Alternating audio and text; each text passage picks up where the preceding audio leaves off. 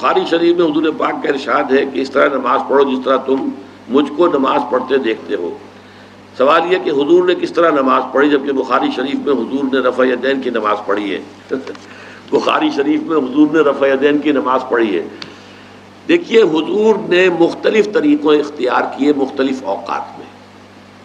اب صحابہ کا طرز عمل یہ ہوتا تھا کہ مثلاً ایک روایت آتی ہے کہ ایک صحابی حضور سے ملنے آئے، کوئی بدوی تھے، دیہات کے آدمی تھے، انہوں نے حضور کو دیکھا کہ آپ کا گریبان کھلا ہوا تھا، آپ نے بٹن لگائے ہوئے نہیں تھے۔ پھر انہوں نے ساری عمر اپنے گریبان کے بٹن نہیں لگائے کہ میں نے محمد کو اس طرح دیکھا ہے صلی اللہ علیہ وسلم۔ اب یہ ان کا جذبہ ہے، ان کی نیکی ہے، اتباع کا جذبہ ہے۔ یا ایک سفر میں کسی کو دیکھا، کسی نے دیکھا کہ حضور ایک درخت کے نیچے سے ہو کر گزرے، اب وہ جب بھی جاتے تھے ادھر اس کے نیچے سے ہو کر گزرتے تھے، چاہے اس کی کوئی مقصد نہیں، لیکن یہ بھی ایک اتباع کا جذبہ ہے۔ تو اس میں یہ ہے کہ نماز کی بعض چیزیں ایسی ہیں کہ جن میں معلوم ہوتا ہے کہ حضور کچھ اس میں رد و بدل کرتے رہے۔ کبھی آپ نے ہاتھ بالکل کھلے چھوڑ کر بھی نماز پڑھی ہے، کبھی آپ نے ہاتھ نیچے باندھے ہیں، کبھی اوپر باندھے ہیں۔ اسی طریقے سے رفع یدین کبھی ایسا بھی ہوا ہے کہ آپ نے وہ کی ہے جیسے کہ اہل حدیث حضرات کرتے ہیں، اور جیسے کہ یہ شیعہ کرتے ہیں وہ اس سے بھی زیادہ کرتے ہیں رفع یدین۔ اہل حدیث سے آگے ہیں، وہ بہت آگے ہیں رفع یدین کے اندر۔ اور ایک رائے یہ ہے کہ حضور نے آخری زمانے میں آ کر سارے رفع یدین چھوڑ دیے تھے سوائے یہی جو تکبیر تحریمہ کے وقت ہے۔ اب یہ روایات، اب یہ بحث ہو جائے گی علمی، کس روایت کا کیا مقام ہے، کس کی کیا حیثیت ہے۔ بخاری شریف میں جو روایت ہے وہ یہی ہے رفع یدین کی، جو آپ صحیح کہہ رہے ہیں، لیکن یہ کہ بخاری شریف واحد کتاب تو نہیں ہے اس حدیث کی، مصنف عبد الرزاق ایک کتاب ہے، اور اسی طریقے سے اور اس میں یہ کہ امام مالک کے پیروکار، حالانکہ امام مالک مدینے کے دارالہجرہ کے امام ہیں، وہ رفع یدین نہیں کرتے، امام شافعی کے کرتے ہیں، امام مالک کے نہیں کرتے، امام ابو حنیفہ کے نہیں کرتے۔ تو ان چیزوں میں بہت زیادہ پریشان ہونے کی ضرورت نہیں ہے۔ اصل جو معجزہ ہے حضور کا اور اسلام کا وہ یہ ہے کہ 1400 برس گزر گئے لیکن نماز کے ضمن میں اتنا اختلاف نہیں ہے کہ تمام مسلمان باجماعت نماز نہ پڑھ سکیں۔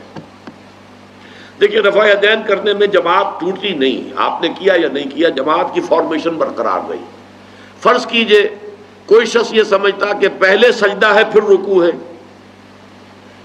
تو اب یہ دو آدمی ساتھ نماز نہیں پڑھ سکتے، جن میں سے ایک کے نزدیک پہلے رکوع ہے پھر سجدہ ہے، دوسرا یہ سمجھتا ہے کہ نہیں پہلے سجدہ ہے پھر رکوع ہے، نہیں ہو سکتی، ان کی جماعت اب جمع نہیں ہو سکتی۔ یا کسی کا یہ خیال ہو کہ جیسے ہر رکعت میں رکوع ہے کہ سجدہ بھی ایک ہے، وہ ایک سجدہ کر کے کھڑا ہو جائے۔ اب ظاہر بات ہے دوسرا شخص جس کے نزدیک دو سجدے ہیں وہ ایک اور سجدہ کرے گا، فارمیشن ٹوٹ گئی، اب وہ ساتھ نماز نہیں پڑھ سکتے۔ 1400 برس بیت گئے، مشرق بعید سے مغرب بعید، پوری دنیا، آج تو کوئی کونا ہے ہی نہیں جہاں مسلمان نہ ہو، لیکن جو سالڈ مسلمان جو ہیں وہ تو آپ سمجھیے کہ انڈونیشیا سے لے کر موریتانیہ تک تو مسلمانوں کی کتنی بڑی تعداد، لیکن کہیں ایسا نہیں ہے کہ آپ کی فارمیشن ٹوٹتی ہو۔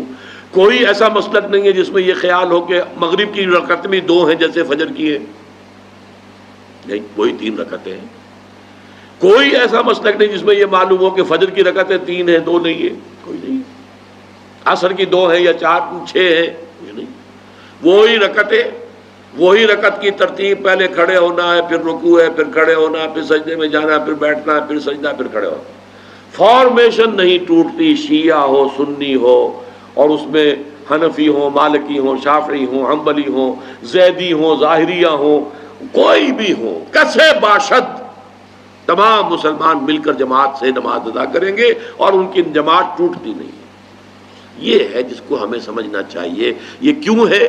صلو کما رأیتمونی اصلی، کہ حضور کی کو جس طرح دیکھا صحابہ نے نماز پڑھتے ہوئے ویسے نماز پڑھ رہے ہیں، صحابہ نے ویسے نماز پڑھی، پھر آپ کے بعد تابعین نے اسی طریقے سے نماز پڑھی، پھر اس کے بعد تبع تابعین نے پڑھی، نسل بعد نسل منتقل ہو رہا ہے۔ باقی تھوڑا تھوڑا اختلاف اگر ہے تو اس کے لیے زیادہ پریشان نہیں ہونا چاہیے۔